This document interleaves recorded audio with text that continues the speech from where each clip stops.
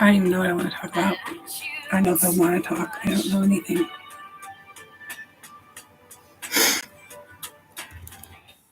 All I know is I can't be fucking quiet anymore. You know? Like, I've spent 44 years being quiet, and it has cost me years of therapy, drug abuse, drug substance abuse. Holy fuck. 23 diagnoses. I'm on like 20 fucking meds every fucking day. And I believe that a lot of the illnesses that we have as adults have followed us from our childhood into adulthood because we stuff and stuff and stuff. And like using substances was my way of acting out.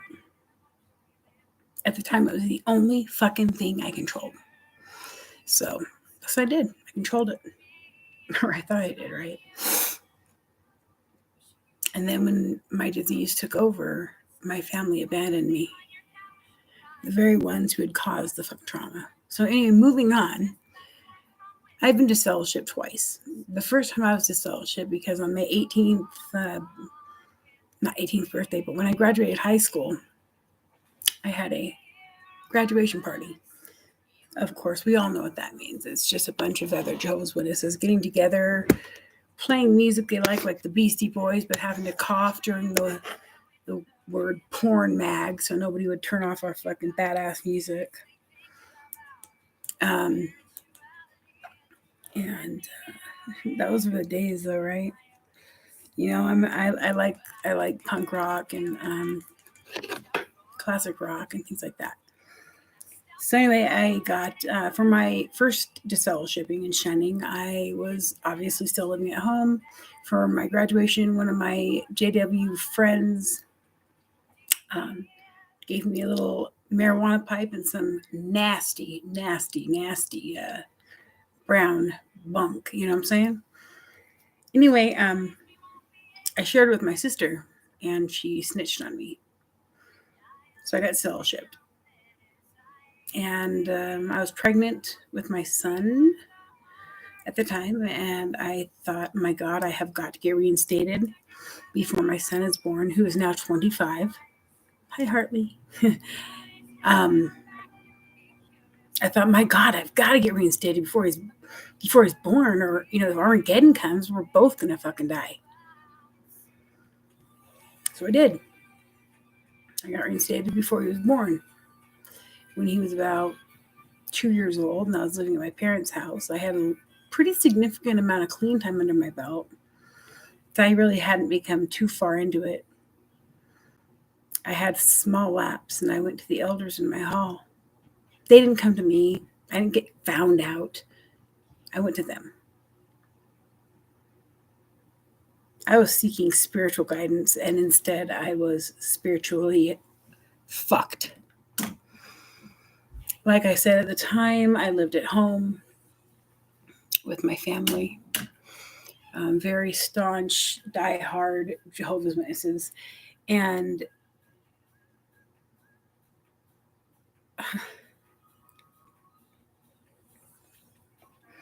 after giving disgusting details for 4 hours to a body of 3 men in a judicial committee, writing these things down by hand in a notebook, asking questions that were out of fucking line, I was made to sit in my vehicle for a total of 4.5 hours. I shit you not. After that time, they brought me in. I swear to God, I was certain that I was going to be publicly reproved. And they brought me in. They said, "You're disfellowshipped." The worst thing they could have ever said to me. The worst thing.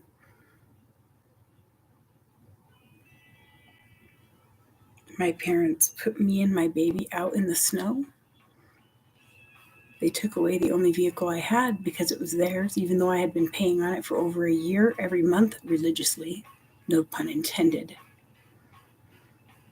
They took away my vehicle. They took away my home. They took away my son's home. They put me out, and I was in the snow with a baby, an infant, in a carrier.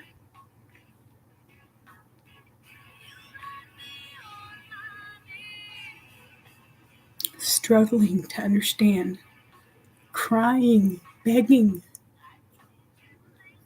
Now, I will say that the putting me out, that was a little bit jumping the gun. So before they put me out, I went to every meeting. Every meeting.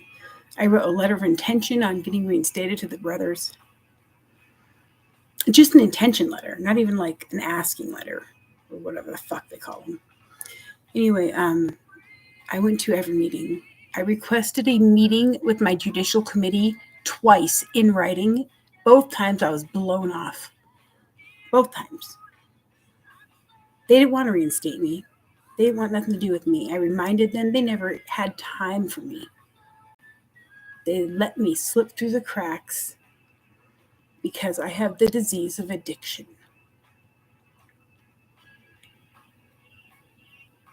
I wonder if they think any differently about that disease now. Now that it's a little bit less stigmatized. Okay, so after all those attempts at getting reinstated, clearly I was frustrated. I was defeated and deflated. Like, it was bad, you know? And I gave up. I gave up. I had no critical thinking skills. I didn't know what else to do. I just gave up because with my ADHD and I mean, when I have a problem that I have tried and tried and tried to fix that nobody helps me with, and I've asked for help over and over, I'm fucking done, dude.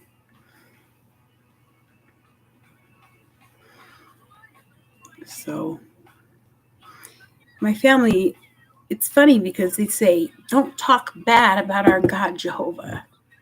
And I said, it's funny because I'm not talking bad about Jehovah. I have nothing against Jehovah God, if that is his name or God or whomever.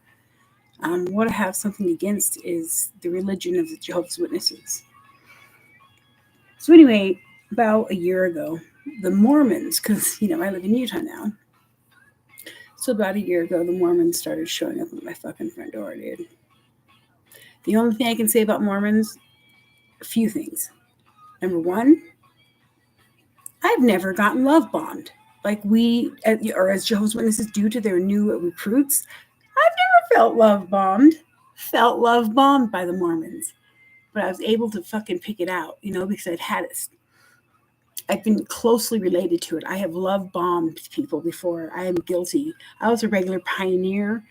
Dude, back in the days when you had to get 80 hours a month, good luck.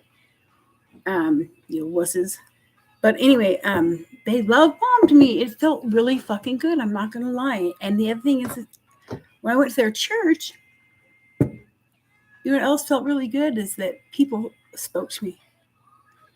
At first, I was like, who the fuck are you talking to? Who the fuck are you talking to? Me? Are you talking to me? Yeah, they're talking to me. And that was weird.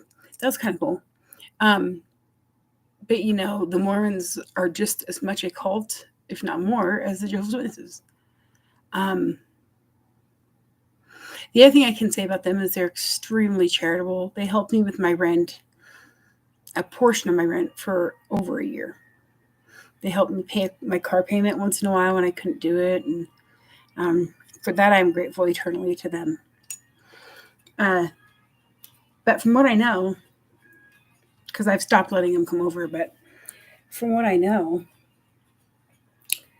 the only way to get to celestial heaven is by being charitable. So it's like, hi, my middle name is Charity. Whatever you need to get to heaven. So anyway, no disrespect intended.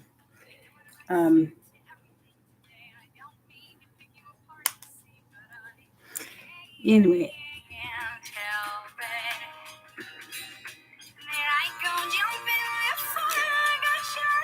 So anyway, I was love bombed for the first time. That was kind of cool. And the missionaries. Let me say something about the missionaries. The missionaries are not bad to look at, right? But I did notice that none of them were women. The women take care of something else. Like they take care of the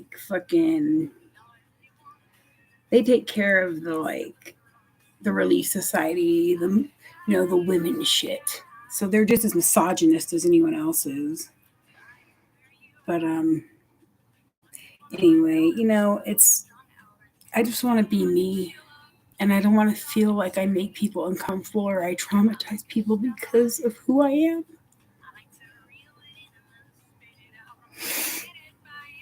Because honestly, I'm not that bad a person, In fact, I'm not a bad person. I'm a good person. And for them to make me feel like I'm anything less than that,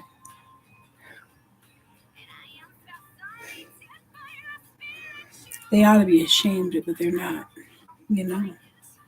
I will tell you this. I am ashamed of how I used to treat people when I was involved in that religion, because I wasn't nice if you were disfellowshipped. My mother hasn't spoken to her own fucking sister in 35 fucking years because she's disfellowshipped. Lives in the same state. Won't say 2 words to her. And it's despicable. Despicable. Anyway, that being said, I gotta go. But I will get back to you.